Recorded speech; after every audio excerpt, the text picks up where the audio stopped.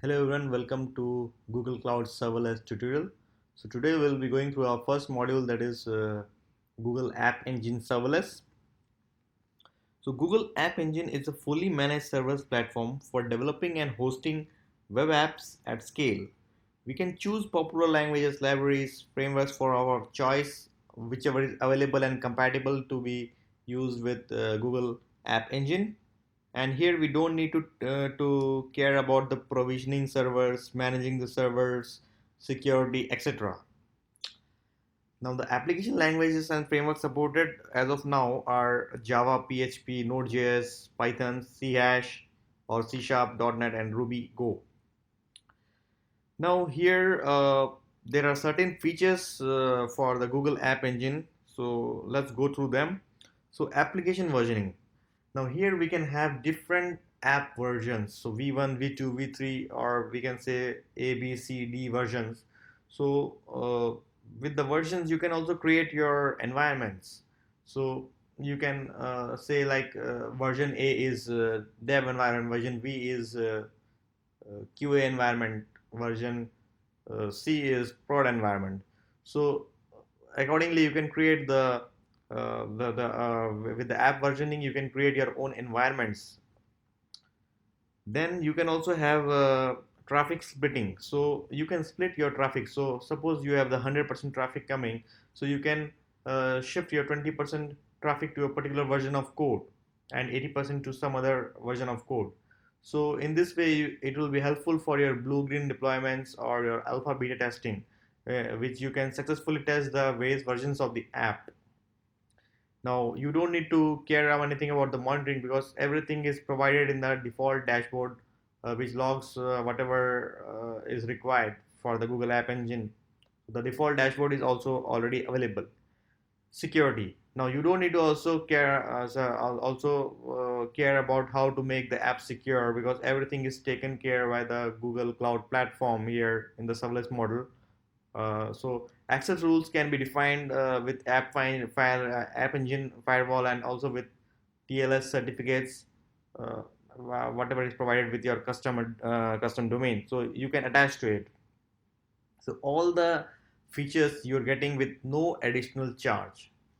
So this is basically very useful. The startups, upcoming startups, or for a low budget project, or if you are an individual and you want to try out something new in the market with your own kind of product or application, it will be very much helpful to you because it will be most cost optimized and with no further maintenance. Everything will be taken care by the cloud platform.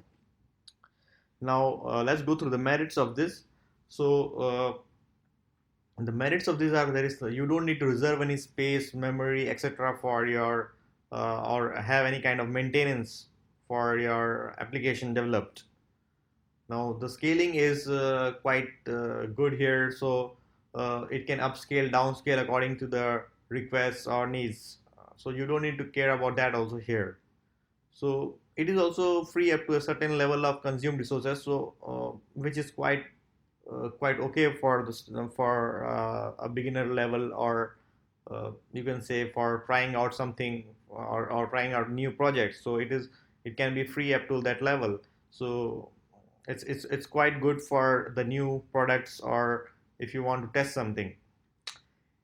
Easy and cheaper, good option for startups and individuals. This I have already discussed before. So this model is very good for the startups or individuals, or if you're starting a new project and you just want to try out. So this model is the best option. It is also suitable for apps which store and retrieve data. So if you have very small computation tasks, or just pulling out or fetching data, or just displaying some static content, or those kind of things, it can be well taken care of with the help of Google App Engine. And the deployment of different kind of versions gives it an additional benefit of having different multiple versions uh, of the code, and it is very easy to have a new version of the code with this. Coming to the Gminutes, so it has the limited functionality that the execution of code is only available via HTTP requests, except for little bit of background tasks, like if you can have some scheduled background tasks which we will see in our upcoming tutorials when we'll be doing the hands-on part. Now, it is not useful for CPU intensive calculations, or if you're having some more kind of graphical usage or more intensive applications which are consuming, which require more and more CPU. So it is not good for that because the response will be quite slow, and and it will be quite expensive for you if you use that. It will definitely cross the limitations or the uh, or the free quota. It is also the logins are very limited here in the Google App Engine as of today. So some modules may even not be supported. Like I tried to use certain C modules and various other modules which require certain kind of graphics with the help of C or C++ language. So those kind of modules are not supported here. Uh, the App Engine requires developers to use only the supported languages, whatever it is providing. Though it's a long list like Node, Ruby, Go, Python, PHP, Java. So you are just only limited to these languages. Also, here the process, whatever you start here in the server, should be completed in within 60 seconds. So this is the limitation here, but it also helps you to uh, define the process because App Engine is meant for the requests for which require less processing time. But this restriction is lifted for the background process with the 1.4.0 release. Uh, okay. Uh, does not support sticky sessions. So when it comes to the sticky sessions, so whenever you develop an application and you require a lot of session interactions and maintain the session, so for those kind of applications, it may not be a good option.